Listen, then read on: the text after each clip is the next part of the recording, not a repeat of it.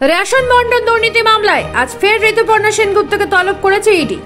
Ration বন্টন দুর্নীতি মামলায় একাধিক জনকে গ্রেফতার করা হয়েছে ইতিমধ্যে এবং তাদের অ্যাকাউন্ট খতিয়ে দেখার পরই ঋতুপর্ণা সেনগুপ্তর নাম উঠে আসে। এর আগে নির্বাচনের ফল ঘোষণার পরের দিন অর্থাৎ 5ই জুন ইডি তলব করেছিলেন অভিনেত্রীকে, কিন্তু তিনি সেই সময় বিদেশে থাকার জন্য 6 জুনের পর তিনি হাজিরার জন্য সময় চেয়ে নিয়েছিলেন এবং বলেছিলেন ইডির সমস্ত রকম প্রশ্নের উত্তর দিতে তিনি প্রস্তুত। জানা যাচ্ছে ইতিমধ্যে অভিনেত্রী পৌঁছে গেছেন সিজিও কমপ্লেক্সে। ইডি সূত্র অনুযায়ী প্রাক্তন এক মন্ত্রীর সাথে মানিক ট্রেলে বেশ কিছু যোগাযোগ মিলেছে এই অভিনেত্রী এবং সেই সূত্র ধরেই তাকে আজ জিজ্ঞাসাবাদ করা হবে। এর আগে রেশন দুর্নীতি মামলায় জ্যোতিপ্রিয় মল্লিক, শঙ্করাঢ্য সহ একাধিক জনকে গ্রেফতার করা হয়েছে।